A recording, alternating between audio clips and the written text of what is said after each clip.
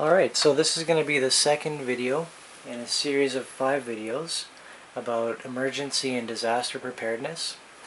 I talked the last video about why should you prepare. Of course, there's a number of reasons: natural disaster, hard times, infrastructure problems, political and economic uncertainty. In this video I'm going to discuss how did I prepare, what have I done, a little bit of the history of my thought process, and I'm going to start with this. This was one of the first concepts that I had come across, which was the bug-out bag. What it is essentially a backpack that has the necessities of life in it. It's like a hiking backpack, with camping supplies, food, water, all the necessities that you could need, so that in case of an emergency, if you had to evacuate or get out of town for whatever reason, at the very least you have this backpack, you can strap it on and get out of town. So the reason why I came to the conclusion that I should start putting this together was a lot of different things. There was the dot-com bubble and crash around Y2K. They were thinking that there could be all kinds of computer-related disasters with nuclear plants, all that kind of stuff. Shortly after was 9/11 and, of course, the Iraq War. This is kind of the climate that we live in today, and the uncertainty is what motivated me to do research into this kind of stuff. I look at it kind of like a hobby almost. I find it interesting to think outside the box, to put concepts through my mind that other people don't think about. I find it interesting. So this was the first concept here, and in this video I'm going to go through a number of different bags and concepts and try to explain their purpose, what I was thinking about at the time, how it still applies. So this backpack, open it up here. Like I said, it has a number of different things that one could find extremely useful in the wilderness. I don't even know where to really start here in any particular order, but we got freeze pack food. We got some high energy dates, and a bit of chocolate. This stuff is good if you're not moving a lot in the cold, if you've set up camp. Along the lines of food, we have a fuel bottle, which is used to power the contents of this bag. And I'll go into detail later, but I just kind of want to get through this. This is a mini kind of camp stove.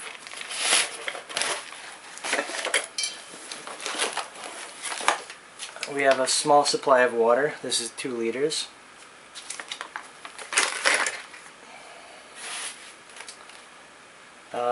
This is a thermal blanket for 2. And again, I'm not really going in any order, I'm just, as I pick it up, this is a survival, or a Sawviver, I believe it's called. And yeah, you have to actually take the blade out, then it can go into place. You lock it in. It's compact, good way to cut wood. Let's see, an extra pair of glasses could come in handy. This is a bag of clothes, warm clothes. We got a base layer in here, some socks, that kind of stuff. Binoculars, who knows. This is a small survival kit if you had to go away from camp and you didn't know if you'd be back that day or later on. You may want to strap this to your belt. It's got water purifying tablets, matches, that kind of stuff. here we've got this is a poncho, but it actually doubles as a kind of a tarp for building a tent. We've got Sam splint. This is used for if you break your arm or something like that. It's really flexible material, but when you bend it into a U shape, it becomes very rigid. Here we have iodine tablets in case of some kind of nuclear emergency. The idea is that you fill your thyroid with this iodine rather than radioactive iodine. That's one of the major dangers in that kind of an emergency. Again, just going to try quickly power through some of this stuff. We got a bag full of candles, a signal mirror, zip ties, water purifying tablets. This is somewhat of a fire kit. We got a torch here, waterproof matches, scissors, some random stuff. In the bottom here is a sleeping bag. And this is pretty much a bag, random stuff. Again, I'll get into detail at some other time. Of course, at the top of the bag, a medical kit, which again we can go into detail later.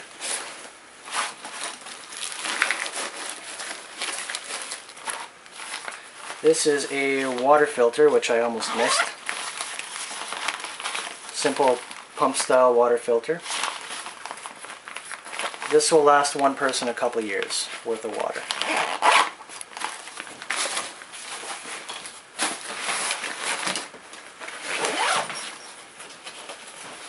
And in the side pouches we got some medical stuff, various pills, Gastrolyte, whatever you might need, Imodium, that kind of stuff. Some bandages. This has painkillers in it basically. And we'll move over to this side.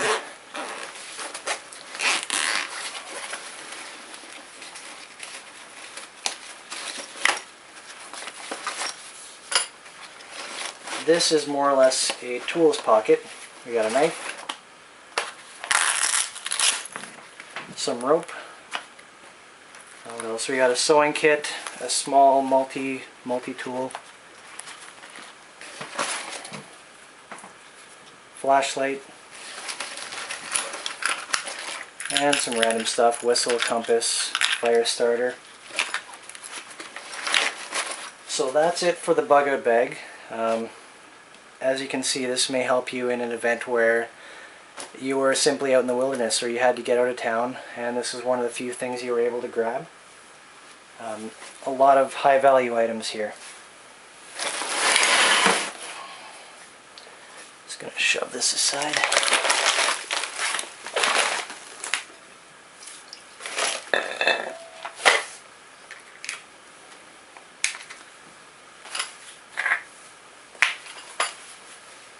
Alright, so one of the next kind of concepts I had thought about was, well, if you had to be out in the wilderness for a couple of weeks, it would not be fun to be without a more extensive supply of food and water. That's where this food bag came into existence. It's been since kind of ransacked and left a bit derelict. I got some quinoa, grain, rice, got some beans in there. Some more, these are iodine tablets. Not as healthy as the chlorine tablets I had in the other bag. We got some honey, high energy, doesn't expire. Definitely a great food. And some water. Easy to carry. That's why I always just kept this with the bug out bag as well. You can easily just pick them up and walk with them.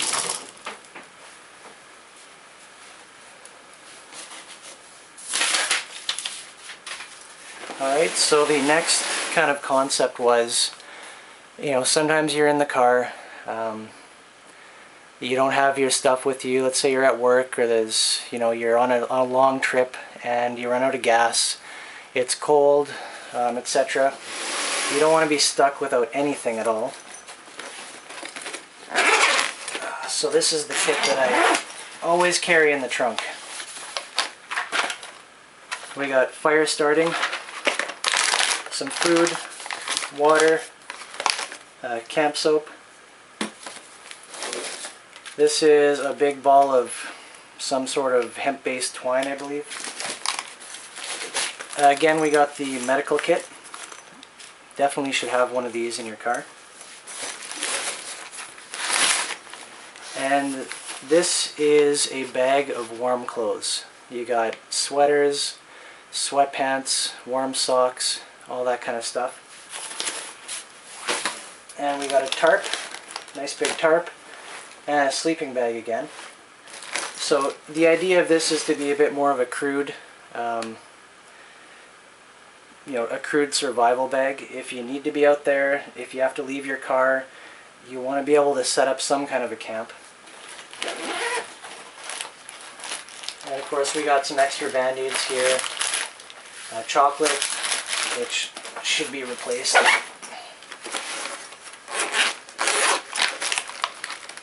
Here we got some more. These are good. Hot hand warmers. Definitely good for a winter type situation.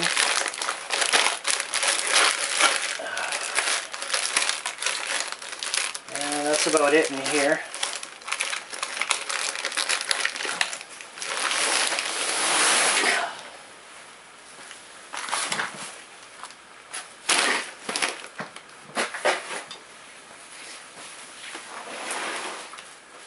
Alright, quickly moving along. This bag, I'm just going to describe it. I'm not going to get into too much detail here. It has some, this is basically a winter warmth bag. It has more sweaters, warm clothes, a couple small blankets. I even have a pair of overalls in here, just in case you need to be outside in the cold.